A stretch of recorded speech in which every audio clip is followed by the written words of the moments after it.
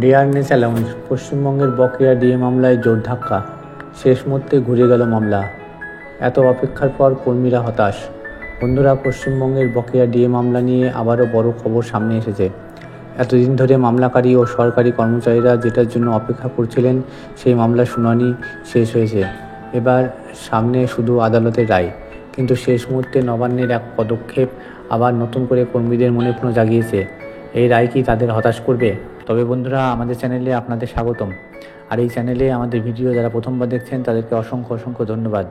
মূল ভিডিওটিতে যাওয়ার আগে আপনাদের যেটা করতে হবে, আমাদের ভিডিওটি ভালো লাগলে আমাদের চ্যানেলটিকে অবশ্যই সাবস্ক্রাইব করবে, ভিডিওটি লাইক করতে একদম ভুলবে না, আর কমেন্ট করে জানাবে তোমাদের কেমন লাগলো, আর সব বন্ধুদের সাথে আমাদের ভিডিওটি অনেক বেশি করে শেয়ার করবে।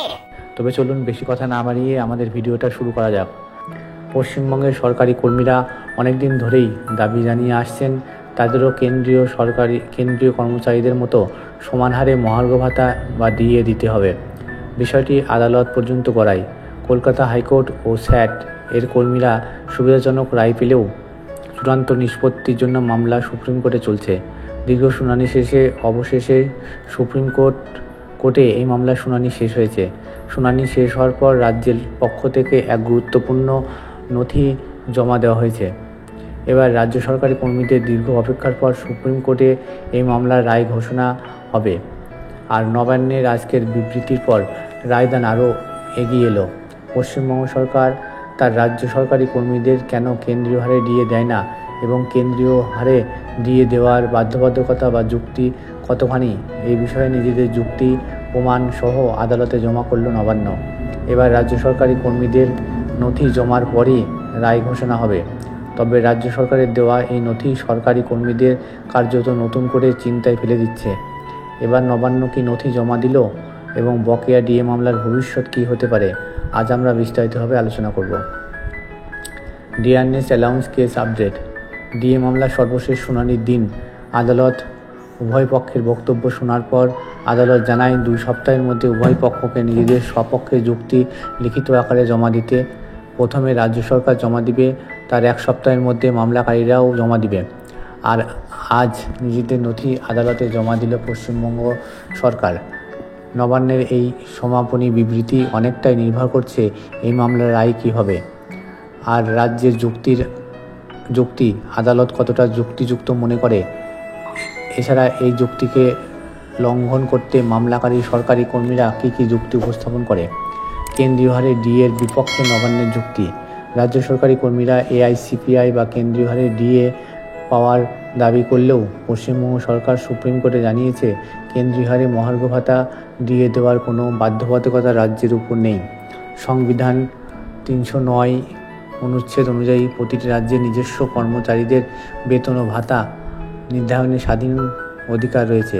কোনো রাজ্যের বা কেন্দ্রের কোনো সার্ভিস রুলে লেখা নেই যে সমস্ত রাজ্যকে কেন্দ্রীয় হারে ডিএ দিতে হবে। রাজ্যের আর্থিক সামর্থ্য এবং অগ্রাধিকারের ভিত্তিতে ডিএ নির্ধারিত হয়। সরকারি কর্মচারীদের জন্য ডিএ কোনো মৌলিক অধিকার নয়, বরং রাজ্যের নীতি ও বিজ্ঞপ্তির উপর নির্ভর করে। নবান্নে তারা কর্মচারীদের ডিএ থেকে বঞ্চিত করে না, তবে তা রাজ্যের আর্থিক সামর্থ্য অনুযায়ী দেওয়া হয়। সুপ্রিম কোর্ট আগেও এ বিষয়ে রাজ্যের পক্ষে পর্যবেক্ষণ দিয়েছে।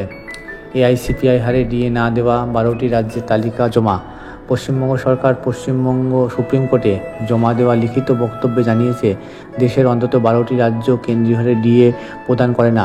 এই রাজ্যগুলির মধ্যে রয়েছে কেরল, ছত্তিশগড়, হিমাচল প্রদেশ, কর্ণাটক, মহারাষ্ট্র, মণিপুর, মেঘালয়, মিজোরাম, নাগাল্যান্ড, সিকিম, তেলেঙ্গানা এবং ত্রিপুরা। এই তালিকার অধিকাংশ রাজ্যে বিজেপি সরকার বা তাদের জোট সরকার ক্ষমতা রয়েছে। কেবল কেরল ও কর্ণাটক ব্যতিক্রম।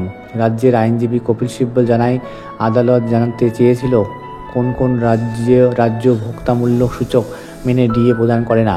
এ বিষয়ে বিস্তারিত তথ্য প্রমাণ সহকারে লিখিত বক্তব্যে উল্লেখ করা হয়েছে। দেশের অর্ধেকেরও বেশি রাজ্য কেন্দ্রীয় হারে ডিএ দেয় না, তাই শীর্ষ আদালত কেন্দ্রীয় হারে ডিএ দেওয়ার নির্দেশ দিলে দেশের সমস্ত রাজ্য এর দ্বারা প্রভাবিত হবে। এই তালিকা প্রকাশের মাধ্যমে রাজ্য তার অবস্থান আরও স্পষ্ট করেছে। সিপিআই ও ডিএর হারে বৈষম্য। পশ্চিমবঙ্গ সরকার জানিয়েছে, যেসব রাজ্যে revision of pay and allowance Ropar নিয়মে এআইসিপিআর উল্লেখ রয়েছে, সেখানেও ডিএ হারে পার্থক্য দেখা যায়। তাদের মধ্যে অনেক রাজ্যই কেন্দ্রীয় হারে ডিএ দেয় না। ছত্তিশগড়, মেঘালয়, হিমাচল প্রদেশ এবং সিকিমের নাম বিশেষভাবে উল্লেখ করা হয়েছে। এই রাজ্যগুলিতে সিপিআই মেনে ডিএ দেওয়া হলেও কেন্দ্রীয় হারে তারা ডিএ দেয় না। বিগত কয়েক বছরে ডিএ দেওয়ার তালিকা প্রমাণস্বরূপ রাজ্য সরকার আদালতে জমা দিয়েছে, যেখানে এক এক রাজ্যে ডিএ দেওয়ার হার ভিন্ন। রাজ্যের আর্থিক অবস্থা, কর্মচারীদের জন্য অন্যান্য সুবিধা এবং অগ্রাধিকারের উপর ভিত্তি করে ডিএ নির্ধারিত হয়। এই বৈষম্যের কারণে কেন্দ্রীয় হারে ডিএ দেওয়ার দাবি অযৌক্তিক বলে মনে করে রাজ্য সরকার। মামলার পটভূমি ও সুপ্রিম কোর্টের ভূমিকা। কেন্দ্রীয় সরকারি কর্মচারীদের হারে রাজ্যকেও ডিএ দিতে হবে, এই দাবিতে মামলা শুরু হয়। স্টেট অ্যাডমিনিস্ট্রেটিভ ট্রাইব্যুনাল স্যাট ও কলকাতা হাইকোর্ট হয়ে মামলাটি সুপ্রিম কোর্টে পৌঁছেছে। গত 8 সেপ্টেম্বর শুনানি শেষ হলেও রায় ঘোষণা স্থগিত রেখেছে শীর্ষ আদালত। আদালত নির্দেশ দিয়েছিল, কোনো পক্ষের অতিরিক্ত বক্তব্য থাকলে তা লিখিত আকারে জমা দিতে হবে। সোমবার পশ্চিমবঙ্গ সরকার তাদের বক্তব্য জমা দেয়, যাতে ডিএর বিষয়ে তাদের অবস্থান স্পষ্ট করা হয়। মামলাকারীদের পক্ষ থেকে পাল্টা বক্তব্য জমা দেওয়ার জন্য 1 সপ্তাহ সময় দেওয়া হয়েছে। মামলাকারীদের দাবি ও রাজ্যের যুক্তি। মামলাকারী সরকারি কর্মচারীদের দাবি, নির্দিষ্ট সময় অন্তর বেতন কমিশনের সুপারিশ মেনে ডিএ দেওয়া উচিত। তাদের মতে খেয়াল খুশি মতো ডিএ দেওয়া যায় না এবং বকেয়া ডিএ কিস্তিতে দেওয়া যেতে পারে। অন্যদিকে রাজ্যের যুক্তি, ডিএ কোনো মৌলিক অধিকার নয়, বরং এটি বাধ্যতামূলক নয়।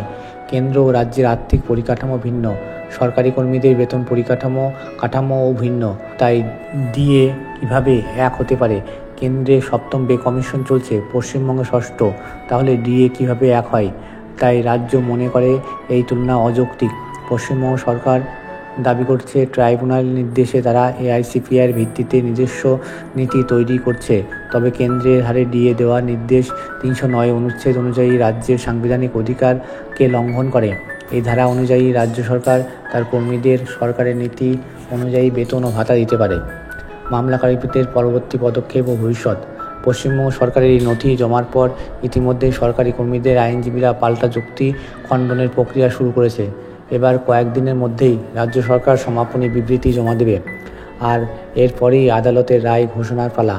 একদিকে আদালতের রায় ঘোষণার দিকে তাকিয়ে লাখ লাখ সরকারি কর্মী, অন্যদিকে রাজ্যের দাবি, তাদের আর্থিক সীমাবদ্ধতার কথা বিবেচনা করা উচিত।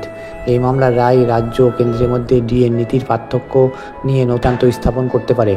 সরকারি কর্মচারীদের প্রত্যাশা, এই রায় তাদের পক্ষে যাবে। আপনারা কি মনে করেন, আদালতের রায় কি সরকারি কর্মচারীদের পক্ষেই যাবে, নাকি রাজ্যের দাবি আদালত মান্য করবে?